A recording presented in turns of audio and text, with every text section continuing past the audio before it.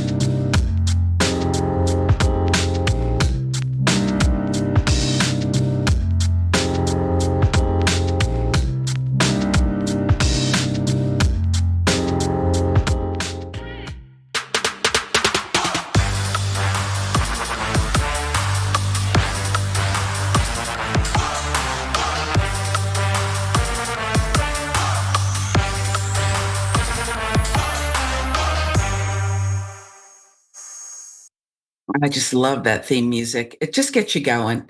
It really just gets you going, and it kind of sorts me out.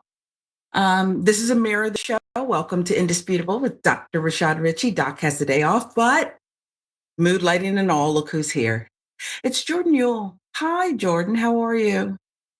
Hey, I'm doing well. Happy to be here. Happy to see you. This should be a good show. It should be. It will be. I don't know if people throughout this show and the clips that they'll see afterwards can look at the little skull. I thought I saw a little skull behind Jordan. Festive for the Yeah. times, we'll say. All right, let's get into it. Who cares about Halloween? Goblins, ghouls. How about ICE? Trump administration says ICE operations will be in full force on Halloween. Trump administration says ICE will be out there. Watch.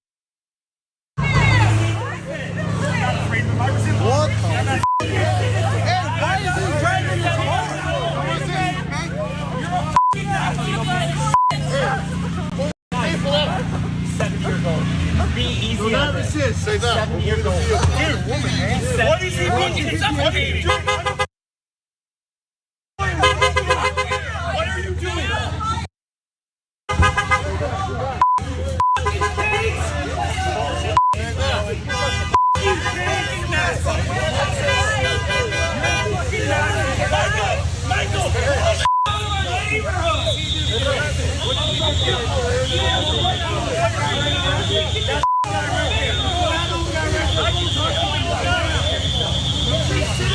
Are you a citizen?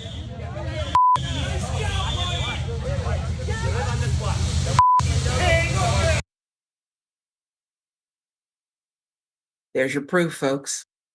Video showing a 67-year-old citizen who suffered broken ribs after Border Patrol agents dragged him out of a car in Chicago. October 29th is the date at a children's Halloween parade. Another example, if my nanny were alive, say about the person who was behind this, you don't even have to try to be ignorant. You just are. You just are. Okay. The man was driving home after a long morning run when he turned a corner in the city's old Irvin Park neighborhood. He discovered Border Patrol. The agents blocked off the road leading to his home. His running club, DW Running Racing Team, posted in a social media statement. The man, who the club identified as a U.S. citizen, was reportedly dragged out of the car, thrown to the ground shortly after agents threatened to break his window if he didn't move his car, the club said. The man suffered 6 broken ribs, caused internal bleeding during the detainment, the club claimed. New York Post also filling in the details. We should tell you the arrest came as Border Patrol agents converged in the neighborhood to conduct an immigration enforcement raid. Residents claim the officers interrupted a children's Halloween parade and released tear gas without warning. ABC News with that report. Footage obtained by the outlet showed agents deploying the tear gas and cuffing several people, including U.S. citizens, outside homes adorned with Halloween decorations, according to the outlet. Let's get to the arrest. We're told they'll continue tonight. Trump administration says ICE operations will be in full force on Halloween. God. Chicagoans will not see a reduction in federal law enforcement presence on Halloween, despite Illinois Governor J.B. Pritzker requesting that the Trump administration pause its ICE operations to allow children to trick or treat on the holiday without fear of interactions with federal officers. Homeland Security Secretary Kristi Noem said the Trump administration's operation will be in, quote, full force on Halloween. There's nothing original about her. Just mimic. We're going to be out on the streets in full force and increase our activities to make sure kids are safe. Noem lied to Fox News. The lie part, I mean, I couldn't help myself. I just can't help it. Every day in Chicago, we're arresting murderers, child pedophiles. Not the ones on the Epstein list. I'm sorry, I'll get through this. Those who have perpetrated assault, pornography against children, Homeland Security Secretary said federal agents would ensure that Chicagoans can enjoy a safe Halloween so that they don't have to be the victim of a crime because of these illegal aliens that are in our country victimizing them. So, Jordan, I always thought Halloween it's fun for kids, I know, but it's like the dumbest holiday. And why? Only because I love children and I want them to be safe. And we spend our whole entire lives telling them, don't take candy from strangers. And then we have them go out and take candy from strangers, unless, your neighbors, people have parties. I get it. But I wouldn't dare have ICE interrupt it. I wouldn't dare authorize something like this to keep the children safe. Kristi Noem and her lies aside, what, and this is really an unfair question to you because it requires you to go inside the mind of an enigma, a fool. But what's the goal here? You're wildly unpopular. Let's say that you're occupying the White House, you're tearing down a portion of it, and you're just hardly anybody likes you anymore. Why are you doing this on Halloween? Yeah. But no, I think it's a fair question. I think it's about optics. So much of this is about public displays of force and ultimately violence, knowing that people feel powerless in this. They are exploiting that sentiment. I mean, just watching that clip, someone getting ripped out of their car, brutalized, 6 broken ribs, my thought process was, well, I hope he sues. And then it was, oh, they've stacked the courts for years. There is a chance that there is no justice for this person here or anyone else brutalized by cops. And in Chicago, there have been many instances. We've seen footage of clergy shot in the face with a rubber bullet. We've seen people tear gassed. We've seen protesters brutalized. And in response, the government has federally indicted several protesters in Chicago. So I think all of this is to make people feel powerless. And in some ways, because of this rigging of our system, some people are. The most marginalized are. And they want you to feel disempowered. They want you to check out. And the one thing they don't want is for people to continually show up to protest, to interfere, to get in the way of these operations, because they want you to remain complacent and ultimately be scared. Yeah, it seems like that's the point because we can. Because we can, and so we will. And what are you going to do about it? Even as they're tied up in these pockets of, courts and things are pending about people's benefits and SNAP and all kinds of things to starve the people and the children. And now let's interrupt Halloween when they're dressed as ghosts. I mean, I wouldn't be surprised if some of these ICE idiots with their mask on are going to go up with a bag and try to steal some candy. I mean, why not? Or just do what they used to do when I was a kid. I'd watch older teens just kind of grab the sack of candy after a little kid had worked so hard for it. I mean, it just feels like, Jordan, I'll give you the last word. You're here to ruin lives. You're here to destroy what's left of even the imagery of the American way. Yeah. Yeah, this is what authoritarianism looks like. And you've seen the right dismiss movements like No Kings, say, oh, well, we don't have a king. Brother, they are telling you that's what they want. In everything that they are doing, in entertaining this idea that Trump could run for a 3rd term despite it blatantly violating the Constitution, the 22nd Amendment, they're entertaining it. Despite the packing of the courts, mid-decade redistricting to try to rig the midterm election to keep them in power and to keep a trifecta at the federal government. From displays of violence and force like this, they want an authoritarian government and they want Trump to reign supreme. So I don't think people should dismiss this idea simply because the term, it isn't literal and it isn't there right now. But ultimately, that is what they are gearing up for on the right, and it's on all of us to fight back. Yeah, it is. And you're right. We need to do away with any kind of run up to authoritarianism, okay, and dictatorship. We're here.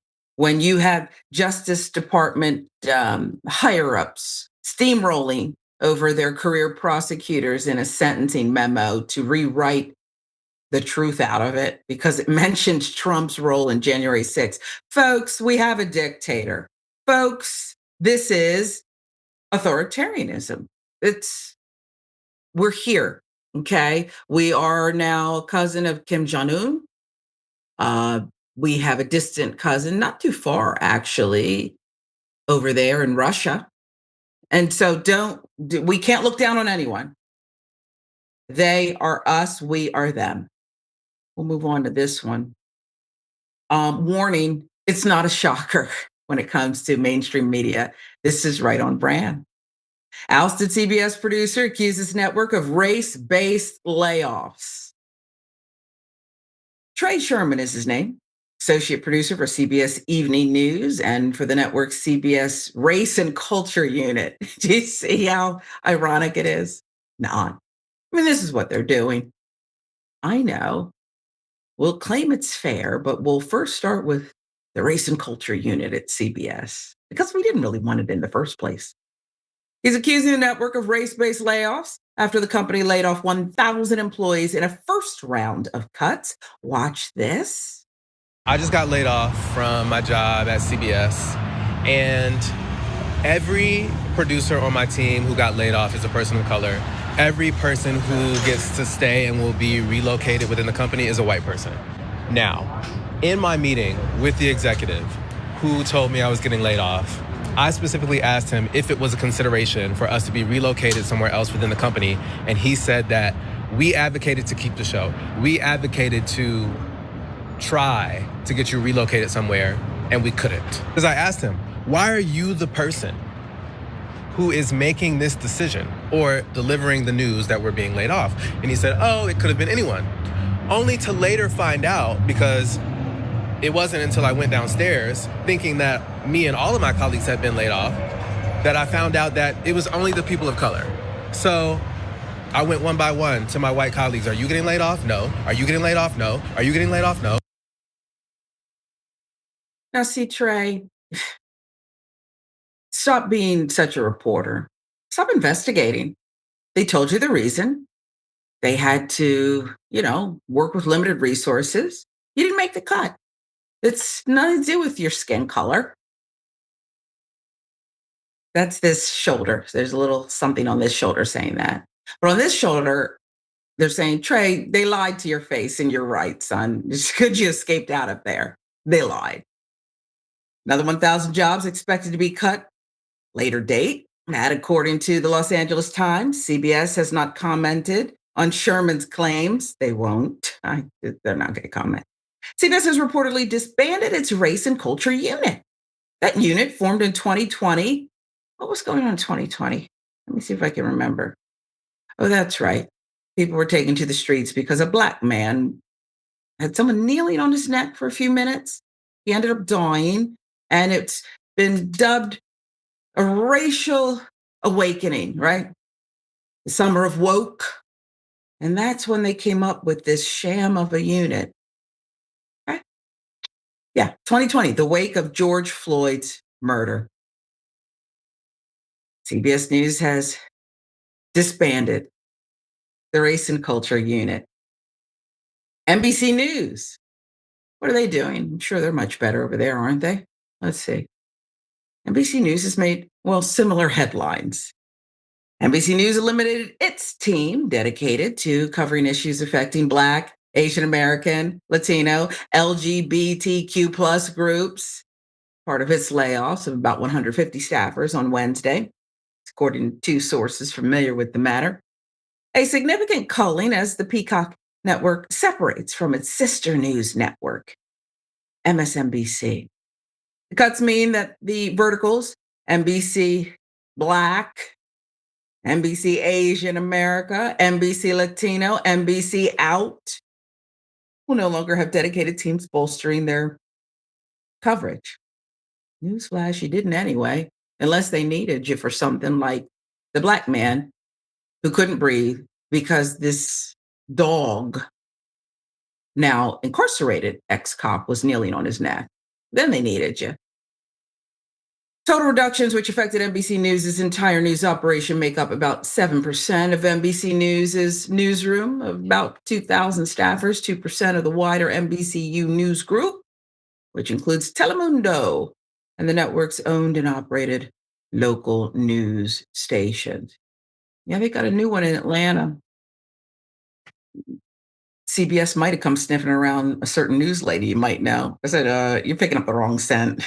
Hey, those days are over. So Jordan, this is, it sickens me. And I'm someone who believes there needs to be a Miss Black America pageant. There needs to be publications that cater to Asians, Latinos, LGBTQ+. But here's the part that sickens me. The fact that you needed it in the first place, instead of just covering groups fairly, equal coverage, important coverage under the NBC or CBS brand. But you couldn't be trusted to do that. So you made up some utter BS, actually. And you staffed it and you gave a few Black kids, you maybe even put up a few tables for career day at the HBCUs, but you had no intention of keeping this. You knew that as soon as you needed to get on the chopping block, here we go. Where's Joy Reid? Has anyone seen Joy Reid lately? No, I haven't seen her, have you? Even though they tried to shuffle in. Oh, now Jen Psaki's on every night. That's interesting. And her, you changed the time slot so that we wouldn't notice. Anywho, I'm just babbling on, but this is no shocker. It's no surprise at all to me. Jordan, what's your reaction to this one? I think there's an element of them trying to glom onto that movement and gain positive press by creating this team. But I think the elimination here really lies with Barry Weiss, who's the new editor-in-chief, after the Ellisons through this Skydance CBS Paramount merger or acquisition. This is it's not just this, you're seeing it elsewhere throughout the media, this consolidation and remaking in a right-wing image of legacy press. And while we certainly have had our criticisms of these outlets and these institutions for anti-progressive, anti-left bias, they're ultimately maybe center-left institutions, but now they are shifting wildly to the right. You're seeing a bias in coverage. CBS just did this really bizarre hit piece on Zoran Mamdani from a very pro-Israel perspective. I mean, this is what Barry Weiss has done throughout her career, and now that she's in charge at CBS News, she's going to remake this legacy media institution into a right-wing outlet through the peddling of pro-Israel talking points, through the anti-trans agenda. Whatever the issue is, it'll have a right-wing spin to it now, and it's very sad. Again, despite our criticisms of the past, CBS News as an institution was mostly okay and reliable, and you lose that sense of reliability in these changes. Yeah. When you pay out, what was it, 16 million, or was that ABC? I stopped counting because of the way 60 Minutes edited an interview. It's it. Stop peeing on our legs and telling us it's raining. Stop it. Okay. You're right. This is going to be made over. And the whole thing about nothing to see here, there's a lot to see here. And I think you're right too, Jordan. It's the way they're doing it. Okay. Colbert pops up, he's fired. Okay. Just like you could have kind of let things, I don't know, die out, fade, whatever, contract negotiations. Gayle King, this is a monstrous leaks. You're talking about leaks. I mean, Gayle King, whatever. Is an acquired taste or not. Robert. Okay. Remember the interview with R. Kelly? Bizarro world. But it's the way they're doing it. It seems to me that they're taking glee and joy in it as well, letting the public know this is what we're doing, get on board. And yes, no longer left-leaning, middle left. It's over. It's over. That is why independent media, which I'm preaching to the choir, the beautiful TYT family. It's the only way to go for truth. Let's move on to this one. Boy, I feel like we're just like, I love the team behind the scenes here. But now I got to deal with this one. This guy. So you had ICE ruining Halloween. Okay. Then you had a major media network laying off tons of blacks. And now I have to deal with this guy? Can I hold my nose and get through it? Brian McKnight is back in the headlines. Go away, fool. Sit down. Stop singing. McKnight's concert at an HBCU. Black folks don't want anything to do with you, Brian McKnight, and neither do most women. I'm not sure anyone does. Be professional. Brian McKnight's concert at an HBCU canceled following backlash. This is so dumb. You're still going after it? Let stuff die down, will ya?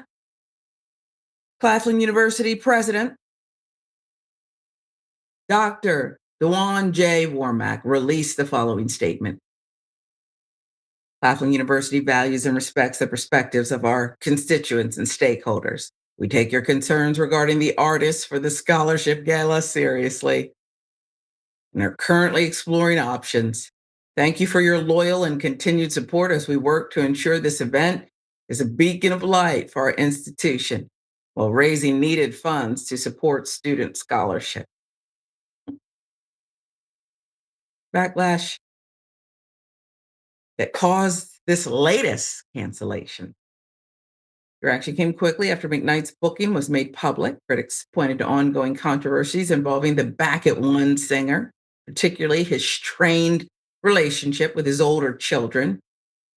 2024, McKnight drew criticism after a social media post referred to his estranged kids as products of sin,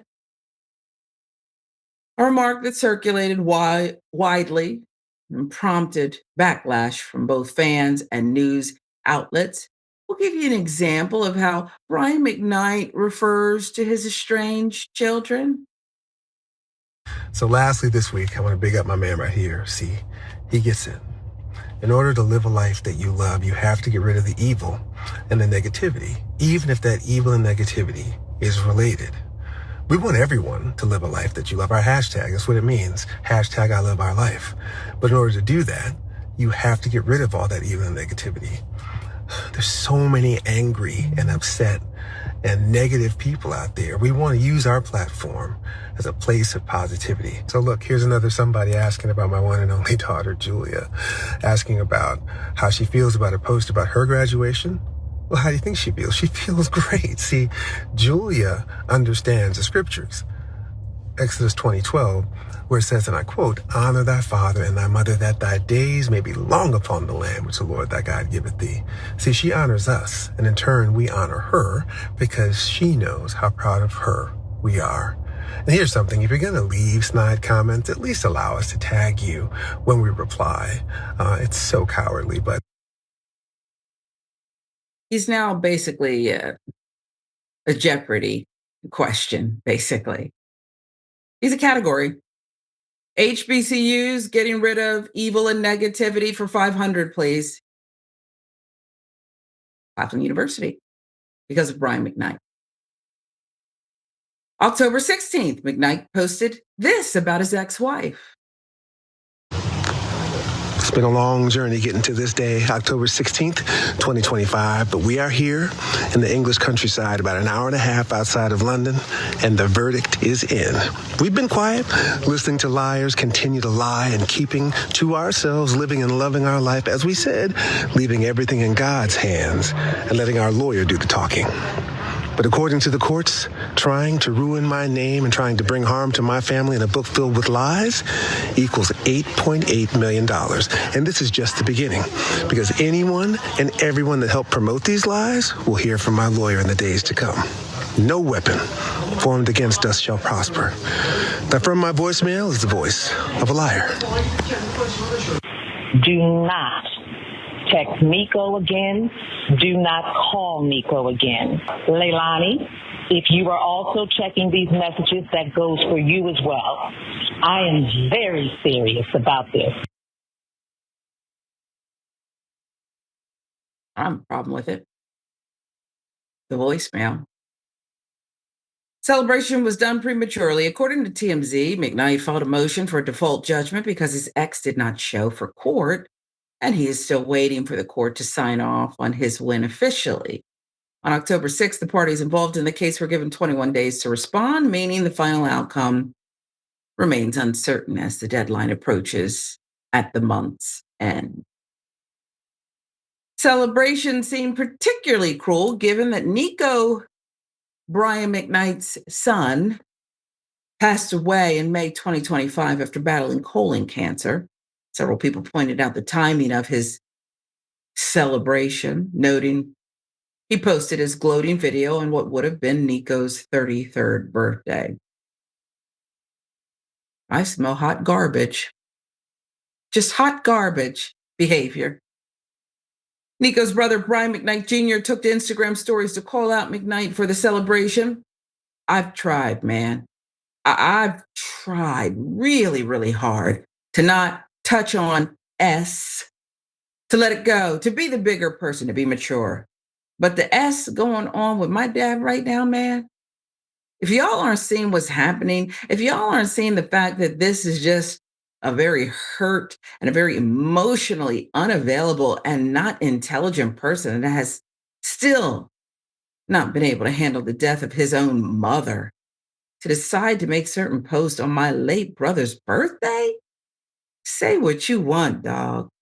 But the gloves are off for me. I don't know if Brian McKnight Jr. can sing or not, but I'll go to his concert. I'll buy a ticket tonight. Okay? Over the other one? Tonight. Nico and his brother Brian Jr. are the children Brian McKnight shares with ex-wife Julie McKnight. McKnight also fathered another child, Brianna McKnight, outside of his marriage, and a son named Clyde with an unknown woman. However, the only children the singer acknowledges are the children he shares with his wife, Leilani Malia Mendoza, two of whom are Leilani's children from a previous relationship, but McKnight has adopted them as his own.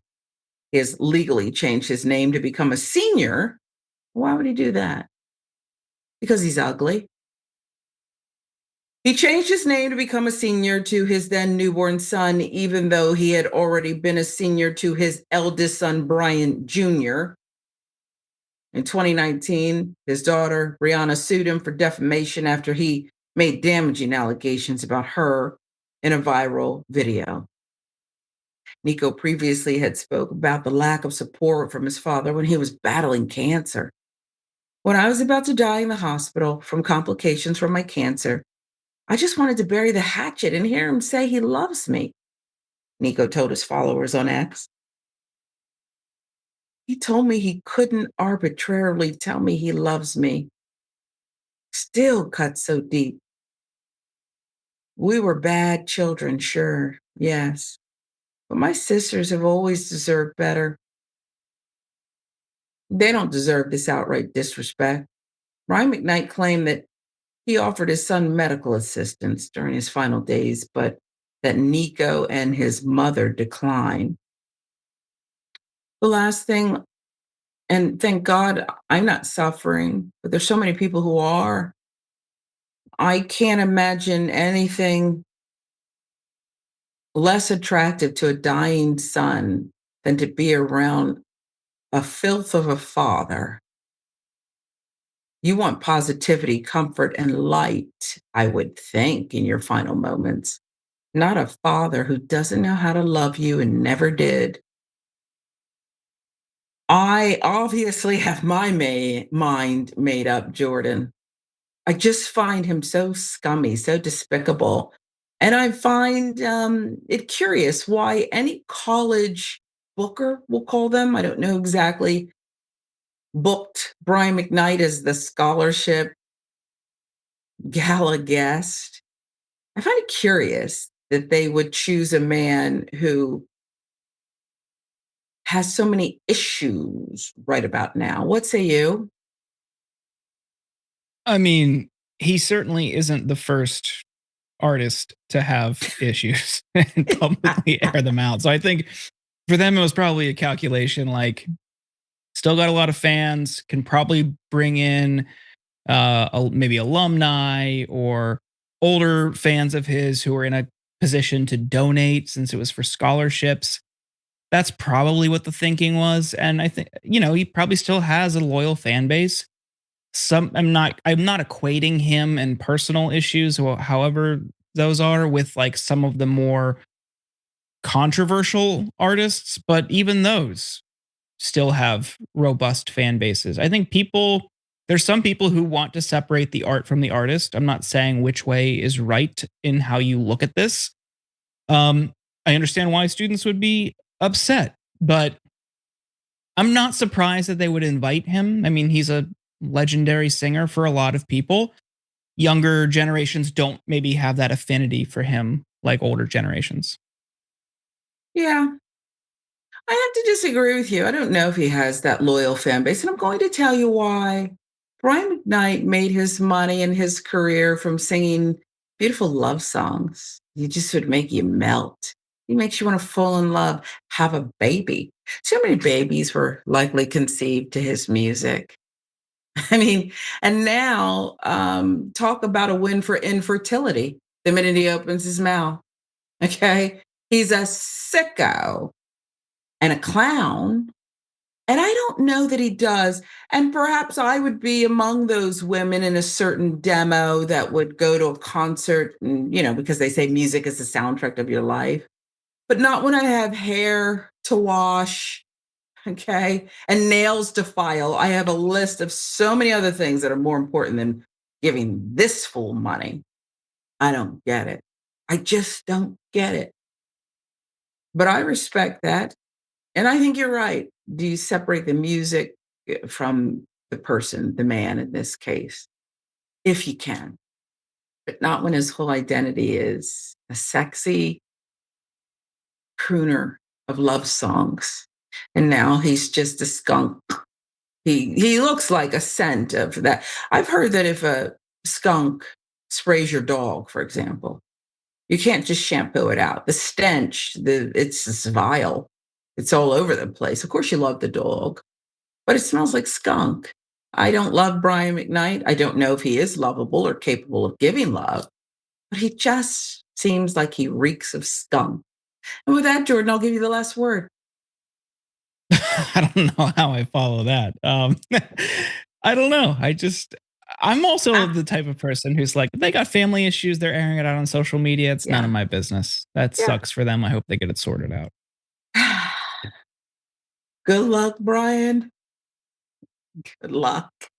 All right, this is Indisputable with Dr. Rashad Ritchie. Doc has a day off. Jordan Uhl is here. I'm Sharon Reed. Much more to come, including your comments.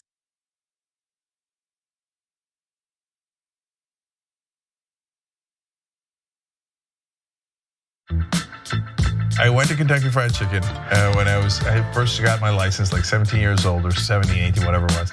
And I'm driving, I think, my dad's Oldsmobile. And I parked it in a place where there was two cars next to me, really tight spot, and a car behind me. I don't even know how I got in there because I'm a terrible driver. Back then I was an even worse driver. And on the roads I'm okay, but in parking spots I have terrible spatial reasoning and I'm a mess. And on my way out, I hit all three cars at once. I broke all records, okay? So I went, as I'm backing out, I went boom, oh and this side hit that car, this side hit this car, and the back hit the third car, okay? And I got stuck. I didn't know how to get out. Like, I went, okay, for this, and then I'm like, no, and then, right? And then finally I had to stop, go inside the KFC and go, I'm sorry, I hit a bunch of your cars. They're like, what do you mean a bunch of your cars? I'm like, I don't know. Wow, there's a B? Yeah, I'm like this, I hit 3 cars, I don't know. So you guys gotta come help me, okay? Okay, so one, my bad, really sorry about that. Okay, number 2, can someone take my car out? Because I don't want to keep hitting your cars, and I'm incapable of taking it out of this spot. Now baby, move that fat, baby, move that fat. We thugged out. Hi, I'm Brett Ehrlich with Breaking News with Brett Ehrlich. This is Breaking News with Brett Ehrlich. Hi, Brett Ehrlich here. According to EPA head Scott Pruitt, climate change is not happening. He cited a meme on Facebook he saw. When pressed to back up this source, he said it must be accurate because the watermark said it was made by a scientist. So, your move, Truth.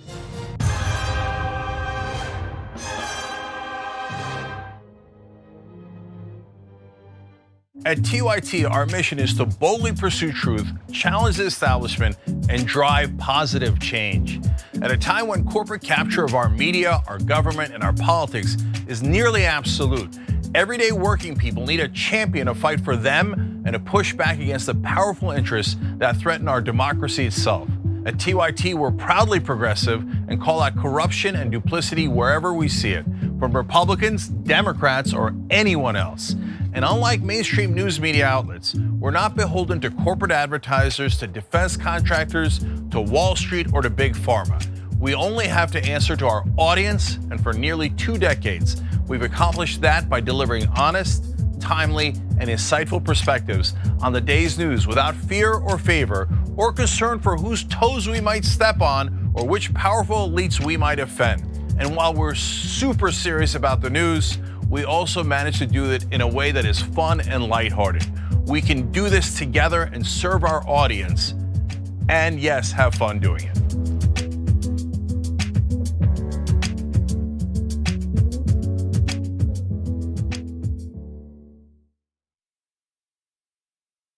You are the media revolution. You are much needed. TYT, TYT. The place is like 95% TYT on.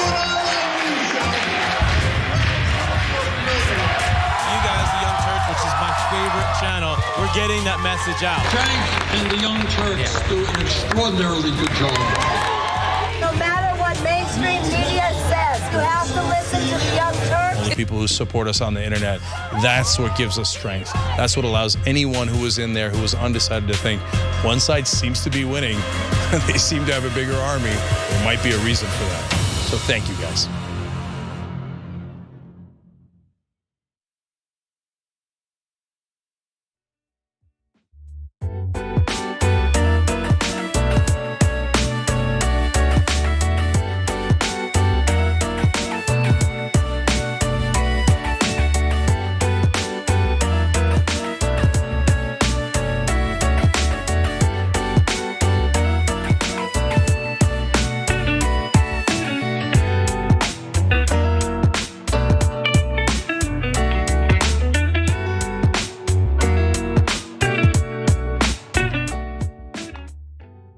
Welcome back to Indisputable with Dr. Rashad Ritchie. Jordan Newell is here. Sharon Reed right here. Doc has the day off. And now, can't wait to get to some of your comments.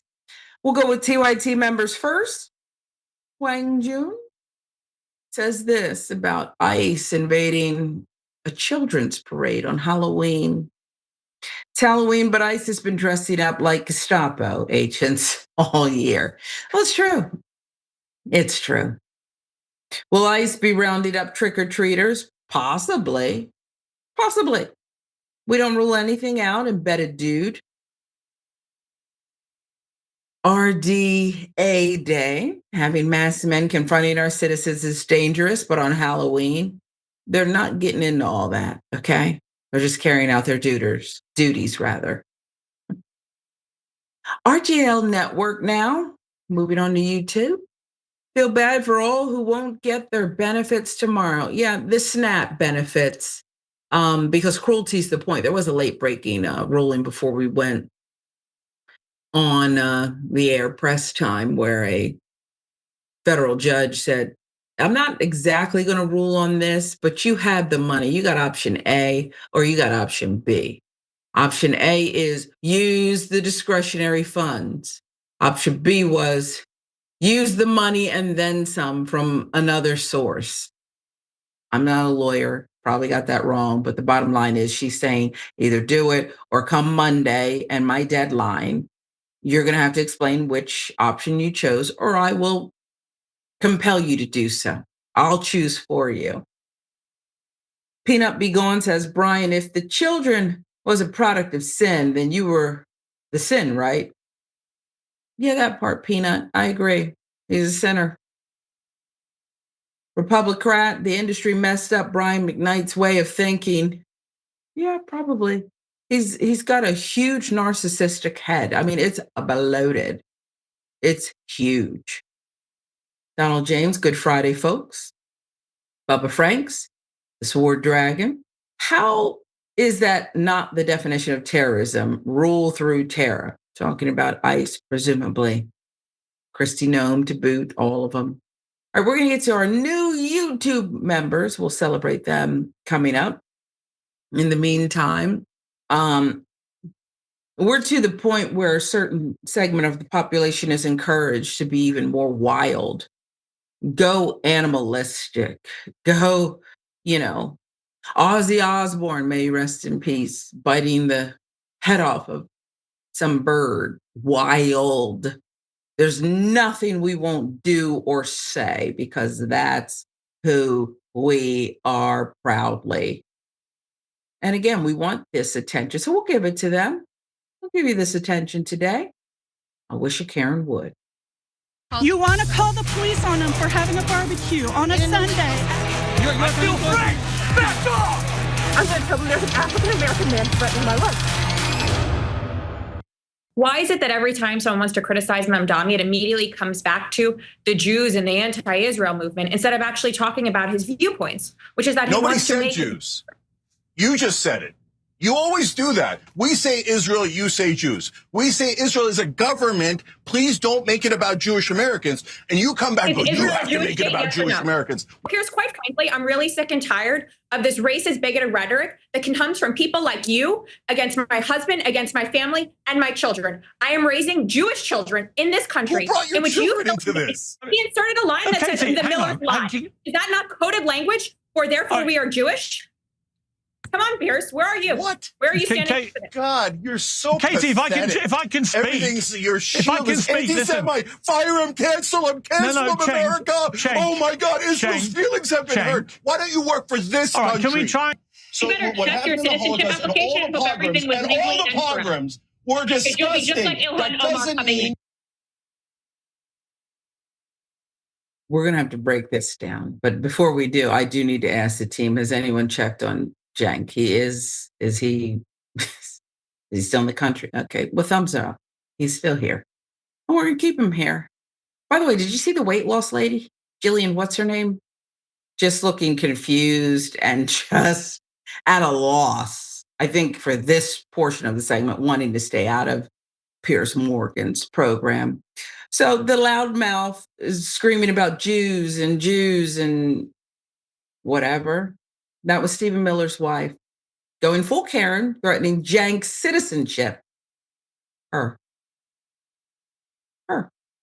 Katie Miller, wife of senior Trump aide Stephen Miller, went full Karen, explicitly threatened Cenk's citizenship Wednesday as the pair threw down in a shouting match on Piers Morgan Uncensored, warning that he better check his application is clean.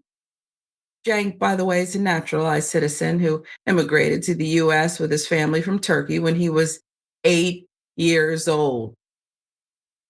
Better not be anything fraudulent on there. She's warning Cenk. Do you know what was put on anything here and there? Oh, that's right. Does that even apply? Always with the threats. So yesterday on the main show, Cenk would respond to this threat. Listen. And so you're going to see later that she thinks that if you criticize Israel, you're criticizing her children. And if you beat her in a debate, she's going to try to have her husband denaturalize and deport you. And she's not in the government, by the way. She's just a princess, Princess Snowflake. She's married to the nobles. So she's married to Stephen Miller. So she says, oh yes, as the wife of one of the nobles, one of the lords in the Trump administration, I get to unilaterally cancel your citizenship. That's not how this country works. What authority does she have to revoke anybody's citizenship? She's saying, since I'm married to a noble, to an elite, and you are embarrassing me in this debate by being right, and I have literally no facts to back me up. All I have is charges of racism and anti-Semitism, right? But it doesn't matter. Since I am one of the elites, I get to cancel any American that criticizes me or Israel. I don't know anything more un-American than that. Now that's a man who is a founder of this beautiful network, who I've heard pretty much every day, may have missed a day or two, say each and every day, probably multiple times, that you do not blame Jewish Americans when he discusses the policy, what he calls the genocide, of the Israeli regime, basically. He says, we're not talking, there's a lot of Jewish people out there who have come forward bravely and said, nope, don't put this on us. And he has said this time and time again. But Miss Snowflake, as Cenk called her, Jordan, sees it another way. And I do think that we are in an extraordinary time where this anti-Semitism charge and finger pointing is not working like it has in the past. What say you? It's lazy. It's pathetic. I mean, she's relatively new at this kind of media engagement. She worked in various different like Republican campaigns and offices and departments before, leaving the most recent Trump administration to work with Elon Musk. But her whole podcast thing and live televised debates, that's relatively new for her, and you can see her inexperience, especially here. Throughout the board, like whenever she does TV hits, it's always very wonky and clunky. She also kind of has adopted the speech patterns and mannerisms of her husband, Stephen Miller, which is very weird. Maybe he's giving her media training, but the way she talks, her phrasing, her timing is very similar to his.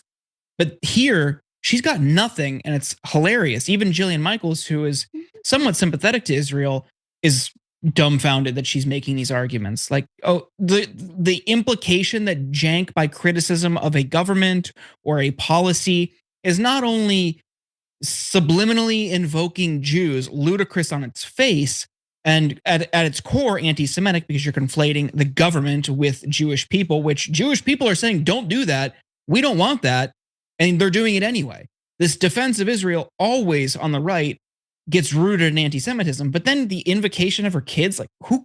No one's talking about them. It's very desperate.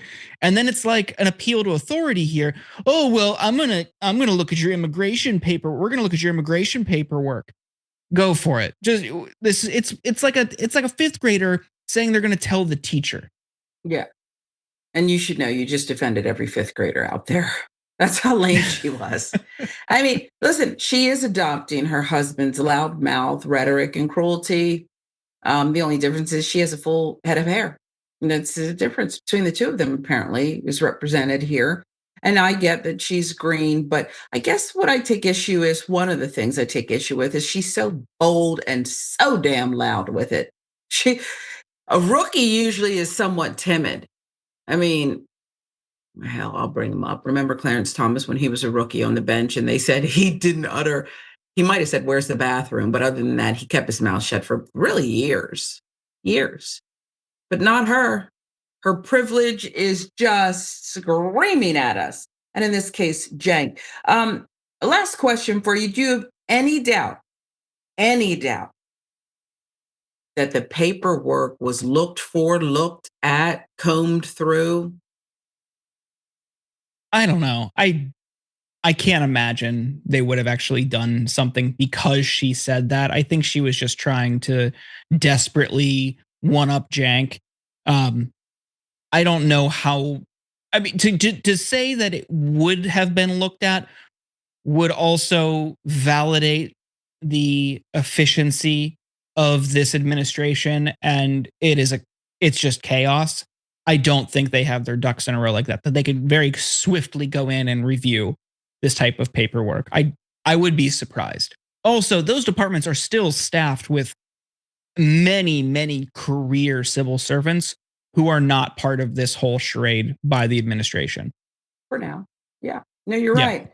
I will say that's your second wrong answer of the program. First, you said Brian McKnight had fans, and then you said they didn't look up. Listen, they're looking for it. If they haven't found it already, Jordan, they're looking for it. And perhaps we need to go to Cenk's established home. We won't give out the address here, and form a human chain around him and his family. He'll say, no, don't do it. I can take care of myself. Sharon, thank you. but I'm not opposed to it. And then I can get a ticket. Is TSA on the money? Because I'm not trying to get, weapons and things boarding planes. But if I need to, I will travel to California and I will join this human chain. We're not deciding that yet. That's not where we're at, but it's an option I'd like to put on the table. Okay. It's a question that you just have to blurt out before we get to anything else. What in the red state hell? You can take a gun, shoot somebody in the face. It's not hard. Sometimes it might even be fun if they're a godless commie. Now, what they're trying to do is sneak the COVID vaccine in your salads. I hate math. Somebody say amen.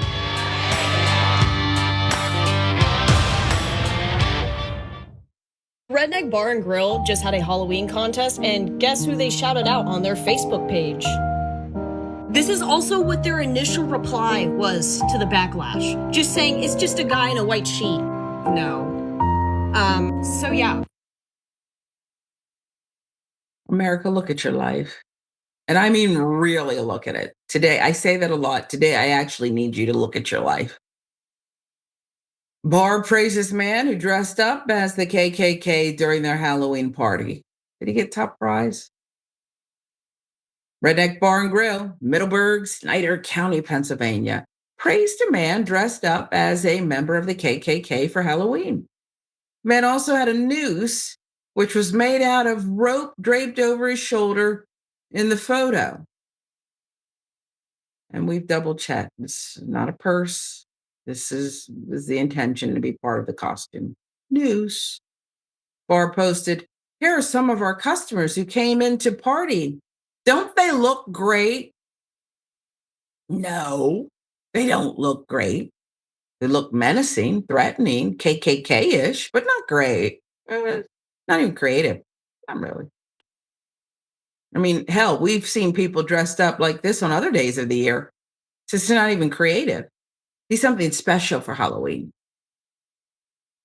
Since deleted the picture of the customer in the KKK outfit, but Penn Live has independently verified that the photo was posted. Picture can still be found in the comments of the original post posted by community members calling out the bar. Later Saturday night, the bar posted, to those who were offended by the guy in the white sheet, it was just a costume with no hate behind it. He is not a racist, nor did he intend on upsetting anyone. He was just there, okay, to have some fun. We're sorry. We should not have reposted the pic. Ooh, sorry we offended everyone. We didn't offend everyone. Racists are probably proud today, but you offended a lot of people. To those who were offended. Just dumb. What a dumb apology, even. The bar posted an apology later with an apparent change of heart. Barr said the person who wore the costume was permanently banned. You know that's a lie. How are we going to know? He has a sheet over his head. Identify him. Who is it? How will we know that he's barred from drinking there? We won't. The person who wore the costume permanently banned. The person who posted the photos would lose access to the bar's Facebook page. Will you stop? You know he's there today, getting an early happy hour on and eating probably those nasty half-price appetizers that bars like this serve. He's at the bar today. My opinion. He or she. To everyone in our community. Oh, see, now you're losing money. So now you have to act like you have some sense. Please know that we hear you. We see you. We are deeply sorry. We stand firmly against racism, hate, or discrimination of any kind. It should be end discrimination. You just don't pick one, racism, hate, or discrimination. You don't pick one. It's all of them. They're grouped together, and you're supposed to stand against all of them. And we are committed to doing better from this day forward. The bar posted. All you needed was one line saying, please don't cancel us. The post has more than 150 comments. The former customer saying they will never frequent the bar again, questioning why a man dressed in a racist outfit was even allowed inside the bar. It was also widely discussed on multiple Snyder County community Facebook grounds. Owner Roger Jordan said he was working on Saturday night. He said a patron showed up, asked if it was all right to put a sheet over his head. Now look at this excuse. I'm going to keep reading it. I'm going to leave it up. Jordan said he thought the man was going to dress as a ghost. No, he didn't. When he went and got the rope, I said, get it the hell out. He was one blooming idiot.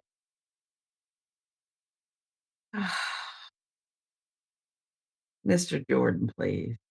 Have you no shame? Jordan said the photo was posted by his wife. God damn, it's getting worse.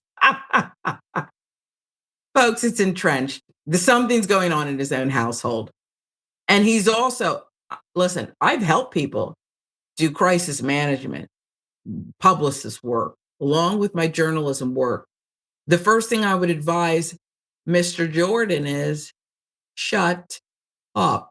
Stop talking. Tell your wife to stay home.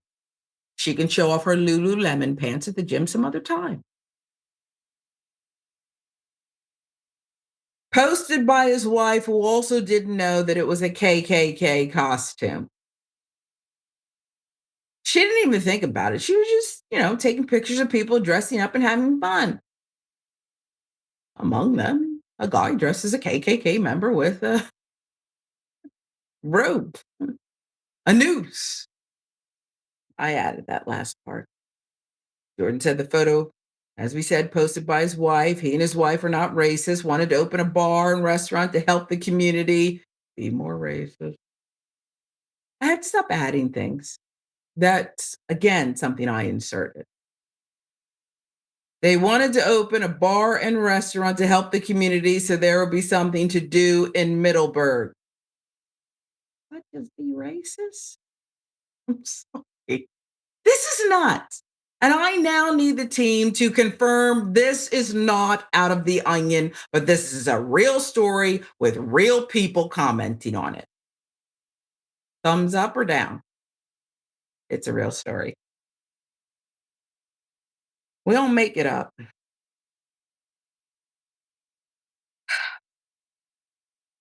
They wanted the community to have something to do, enjoy.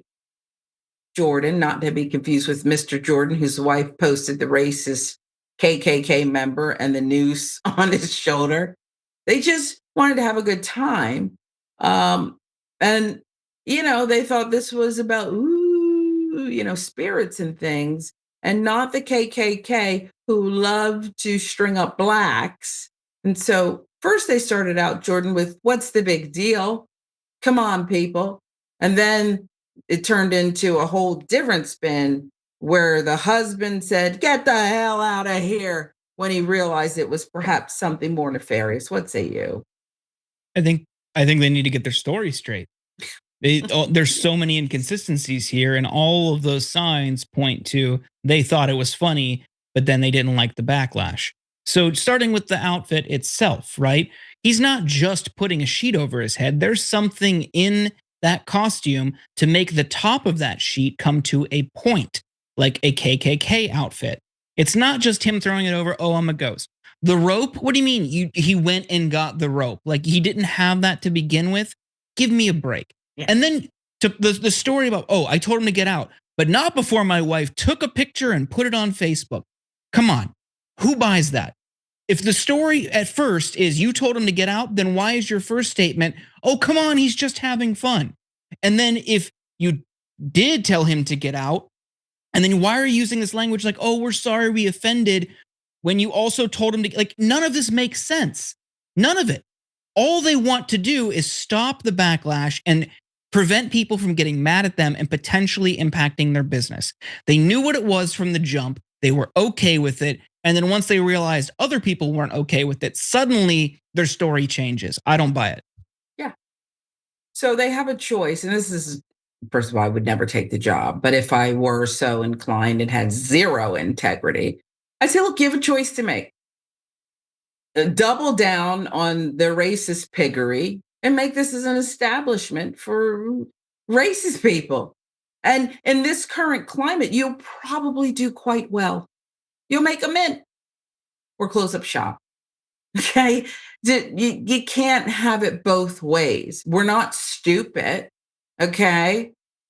As Kendrick would say, right, the audience is not slow. We're not slow. We get it. You and your wife thought this was knee slap funny. And then people started saying, you know what, I'm not going to spend my money there. And now you're scared. All right. If you want to know how to do Halloween the right way, this next story is for you. We have a Black TikToker making hilarious horror-themed skits for Halloween. Watch. What day is it? Friday the 13th. Right. Go ahead and do this. What are you doing? No, please. No. Please. You'll be fine. No, I'm black. We die first. He got unlimited response. Why the am I here? Please, Sam, I gotta take this. What? I'm still gonna kill your bitch ass. Okay. I stab someone, I get 25 to life. He stabbed someone, they put him in Fortnite. What's his power? The American kryptonite. Cardio. It was the first time a white man was at my door and I thought, please be the police. How little do you give a to be murdering under your full government name? Did you know he caught his first body at 6? No. Neither did I. I mean, goddamn. This treat locked doors like suggestions. What you doing? I gotta tell my wife I almost died to a Cabbage Patch Kid. God damn. You still pouring, G? Hey, what you about to... Whoa! I watched a baby doll put Liddy in the walls of Jericho. Damn. I have seen it all. Who said this name in the mirror? It was one of my white friends, wasn't it? Yep. I know. Let me get this straight. So some racist did you crazy a long time ago, and now my black ass gotta pay for it. All these bees. It's like if Beyonce was evil. How you know that? I think we found the first left hook to do more damage than Mike Tyson. I can't breathe. Before we start, have you ever seen this balloon? Yeah, maybe once. What would you doing? It's already too late.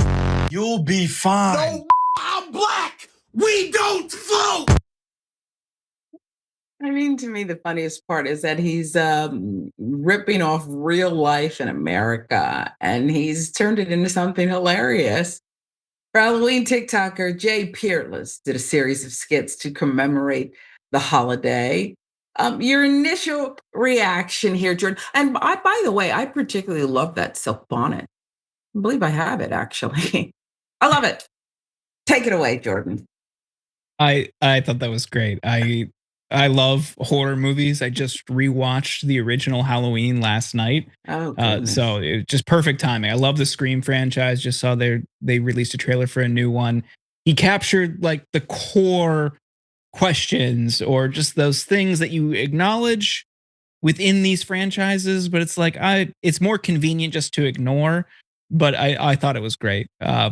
Really, really good stuff. And there's just a reminder, there's a couple other movies I need to rewatch, like the original Candyman and what I thought was a great remake. You know, I used to be able to do the whole Halloween scary movies and Friday the 13th, and now I just can't do it. Maybe real life is scary enough for me, but I just, I have a hard enough time. I live in an old house, so if I hear a little creak or, okay. I've thought since I was probably age 5 that someone was going to be murdering me. Okay. I don't. No. Perhaps I should see someone about that. It's true. It's true.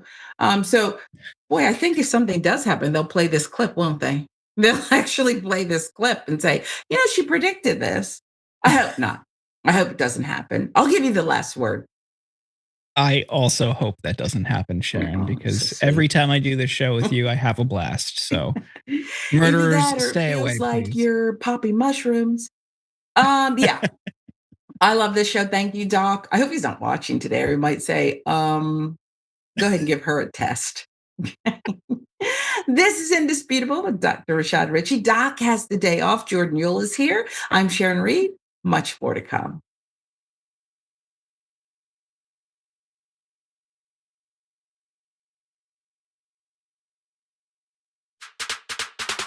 Indisputable, exclusive, disputable, exclusive. We brought you this first. No other news agency has this video. No other news agency has this story. Every week on Indisputable, we do original, exclusive, investigative reporting you'll find nowhere else. Our reports have been viewed by millions. Hosted by Sean King, Ben Crump, Senator John Ossoff. You, through your investigative reporting, unearthed very troubling allegations about specific forms of abuse and discrimination in the federal prison system. We catching these cases on camera. Just imagine the things that we don't see. Our groundbreaking investigations and exclusive interviews bring you the real voices no one else wants you to hear. We tell the stories. Imagine a prison that is so racist, the corrections officers contact me. That is a life or death situation being created. A black woman who was driving for Uber was allegedly assaulted by a white male passenger. After we got involved, roughly 24 hours later, the police all of a sudden opened up an investigation. What was going through your mind when bullets were simply flying inside of your vehicle? Honestly, I thought I was going to die. Did these officers ever say that you fit the description of somebody they were looking for? Did they say that? Never. Okay, that means they lied. And we want you to be part of our truth-telling movement. Send pictures and video of stories no one else is telling and a 1 or 2 paragraph summary of the story to Indisputable's exclusive tip line at indvideos@tyt.com. If you have more information about what's happening at this particular facility, please let me know. Together, we're challenging the system, and together, we're making a difference. I have the entire background to this story, and it is going to make your blood boil. Indisputable with Dr. Rashad Ritchie, unveiling the truth, empowering the people. Weekdays at 2:30 p.m. Eastern, 11:30 a.m. Pacific.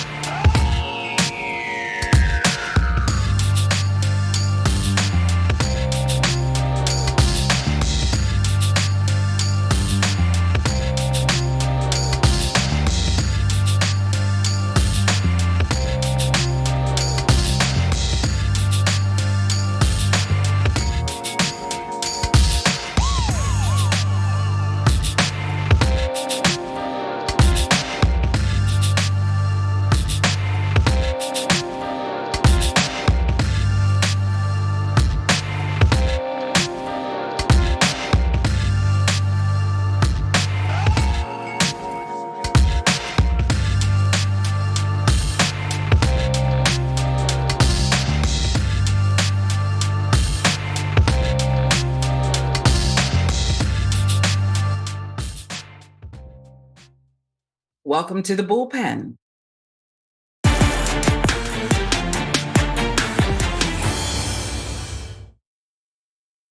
Everyone, welcome. We do have a special bullpen interview with Augustina Vergara-Cid. ICE and immigration officials continue to make headlines as unethical practices are rampant This past week, of course, right here, we covered ICE agents who received a stern warning from Illinois Secretary of State Alexei Giannoulias.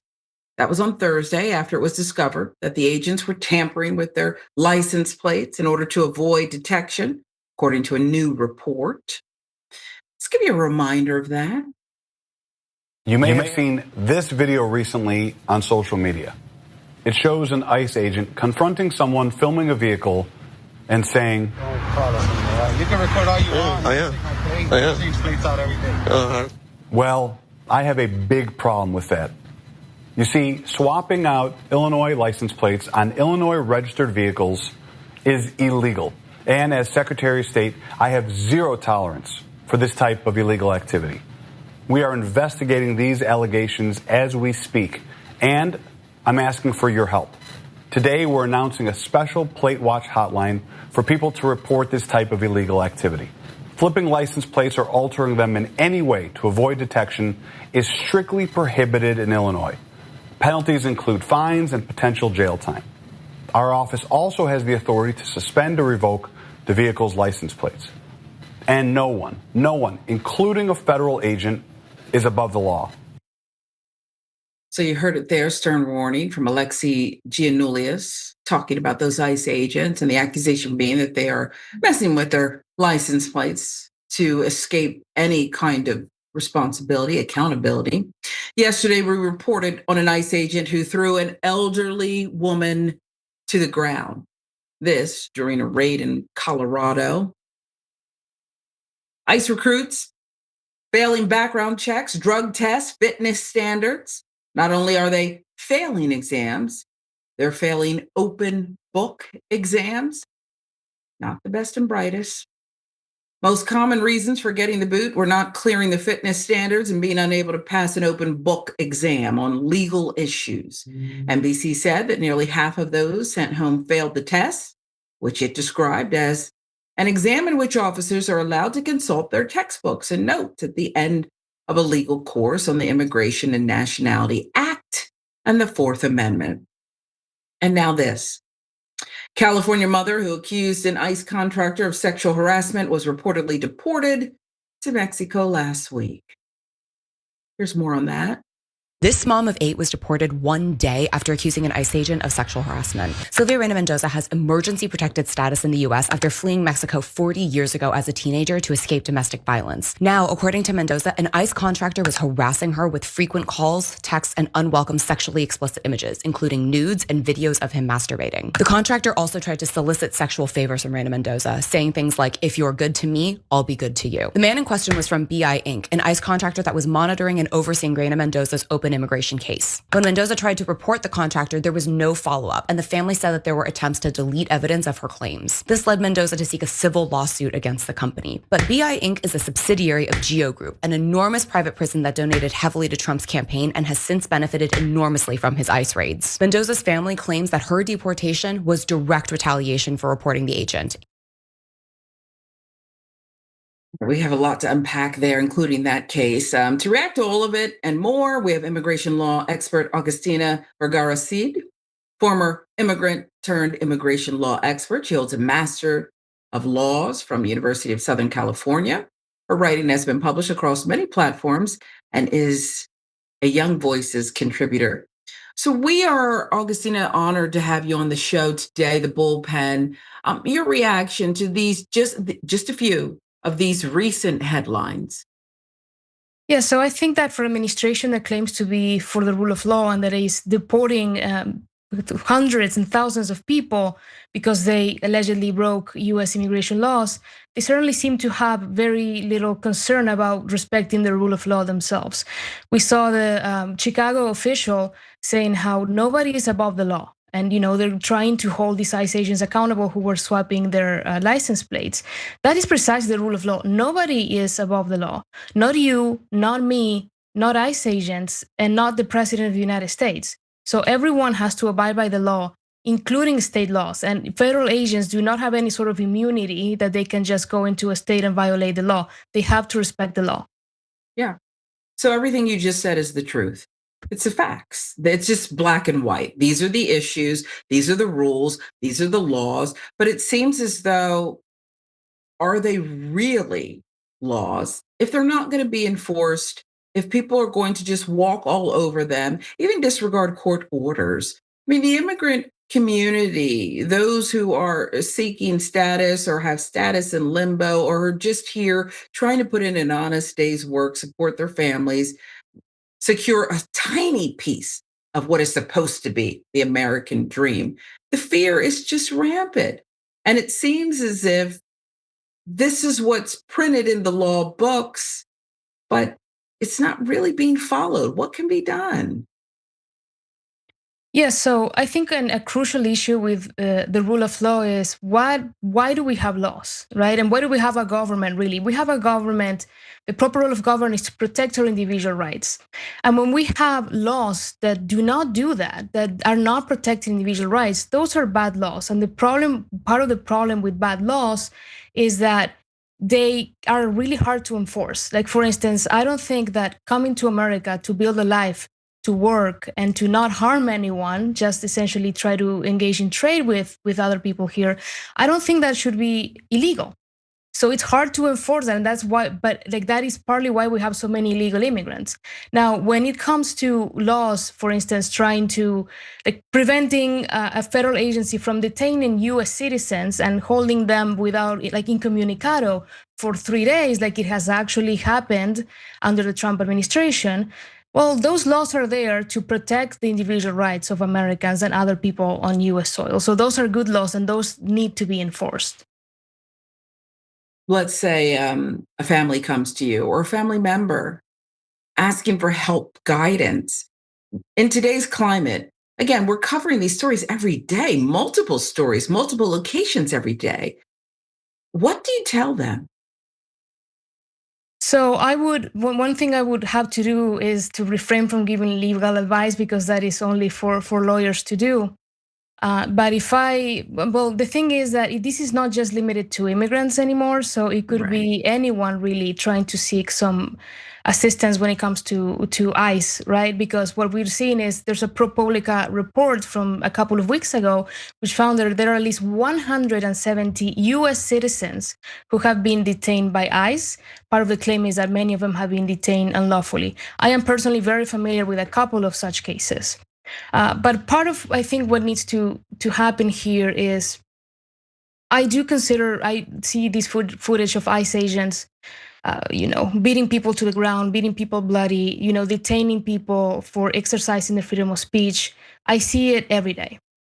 So I think that is very uncivilized behavior. That is pretty barbaric what is happening. And in my opinion, a lot of that is it's actually illegal.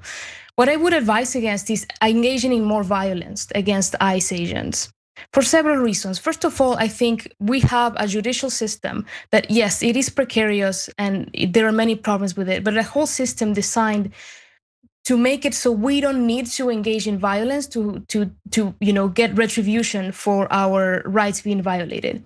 So what we do in those cases, and what many American citizens have been doing, is if something happens to us, we go to the courts. We use our constitutionally protected rights to defend our rights by going to court, right? And by exercising our freedom of speech. I don't think we should engage in violence against ICE agents. I don't like ICE agents, but I don't think they should be attacked. There should be violence because that also plays in the hands of the government, who says that all these people protesting or all the people that are being detained are terrorists or were obstructing law enforcement. So I would say if they are uncivilized, we don't have to be, because otherwise we are going to end up in a civil war. No, I absolutely agree with you. And by and large, and perhaps it's anecdotal, the coverage has shown that people are not being violent against ICE. They're protesting, exercising their rights, taking to the streets, American citizens blowing whistles, warning people about imminent danger. ICE is on the block, so to speak. Do you believe, because we had the one case there, a woman who said, look, I'm being sexually harassed. Next thing you know, she's deported to great peril. Personal peril to her, back to Mexico. Do you believe that the courts can ultimately help rectify this situation? There have been in the past cases when someone has been wrongfully deported, where someone that they have been brought back to the United States. It's sort of rare. Also, of course, in the past, there weren't that many such cases. I mean, as we are starting to see right now, I was also looking this morning at a case of someone who ended up being deported by accident to a country where they are not from without the whole proper process to make that happen. And we have the case of Kilmer Abrego Garcia, who was wrongfully deported to El Salvador, and there's like a whole separate issue with that because he was imprisoned in El Salvador, not just sent there, where he was brought back. And of course, there's a whole saga with Kilmer Abrego Garcia, with the government essentially seeking retribution. But I think that, yes, courts can potentially have a say in that. Now, unfortunately, courts are slow. So part of the damage that this administration is doing is a lot of this is irreparable damage that to some extent it won't be able to be rectified ever. But there are avenues and ways in which the courts can start to slow this down, and the Supreme Court has a big role in that eventually. I mean, you're so close to this. You're not a lawyer, but you're an expert in a lot of these laws that are on the books and how they're being handled. Do you ever lose hope? Look, I'm going to get a little personal here because I became a U.S. citizen in July this year. So we were already in the middle of this situation with the Trump administration. And the reason I decided to become a U.S. citizen, and I had some people saying, like, are you crazy? Like, this is going to hell. Like, this is a bad situation in this country. It's because I still believe this is America. I chose to be an American. I chose to come here. I chose this country because I deeply admire the principles this country stands for. The protection of freedom, liberty, the pursuit of happiness. Those are things that are very unique to America, believe it or not. It does something trivial or abstract, but what's in the Declaration is actually really, really important to the identity of America and what America stands for. I don't think that one government, I mean, there have been several in the past too, but I don't think that the current administration can change that. I do think that this is still America, and I am doing all I can using my freedom of speech, guaranteed, protected by the Constitution of the United States, one of the most important documents in the history of mankind, to fight back against it using, legal means and speech. So I think that, Americans are seeing this, and I think many of us are a little slow to react, but I think that we are demanding better, and we are making our voice heard, and we are, telling this administration that we are not okay with this. And I think eventually, our Congress will step in, and I do think that hopefully, I am slightly worried about the situation in the Supreme Court, but I think that eventually they will stand up for what this country actually stands for. Well, I certainly share your hope. There are people in my life who mean a great deal to me, who I won't abandon them. I just won't. And if that means as an American, I need to step between danger, imminent danger, and them, good people who just deserve a chance. I keep telling them, this is not what this country is supposed to be about. I keep apologizing to them. But my last question to you is one of accountability. And I'm someone who believes that, yes, I want the situation rectified. And I can even move on with just that. That would be brilliant, right? But what about those who deliberately have just trounced all over that document that you talked about that should be held up and so sacred in this country, the Constitution? What about accountability once, hopefully, we're on the other side of this? I think about this often, actually, because when I see what's happening, I think a couple things. I think this will be over, and hopefully soon. But this situation, this whole trampling of the Constitution and the rights of Americans and immigrants and everyone on U.S. soil, this will end. But then I think, what after that? I think after that will come a process where everyone that trampled on the Constitution, that violated the rights of Americans and of immigrants, will have to face justice. They will be taken to court. And it won't be, a barbaric thing where like they won't get due process, like like undocumented people don't get. And it won't be, sending people to be imprisoned abroad. It will be like the Constitution mandates. People will get due process and they will get a chance to defend themselves in a court of law. And we will be okay with the outcome of that situation. And I think based on what we are seeing, I don't think the outcome of that situation is going to be very good for the people who are trampling on the rights of Americans right now. Augustina, first of all, thank you, including for sharing your personal story. I think you're brave. I think you're sharp. And I think your kind of activism is necessary, including the warnings to not become what's being done to so many people. So we thank you for your appearance today. We wish you the best of luck. And we want to thank everybody out there for watching another installment of The Bullpen.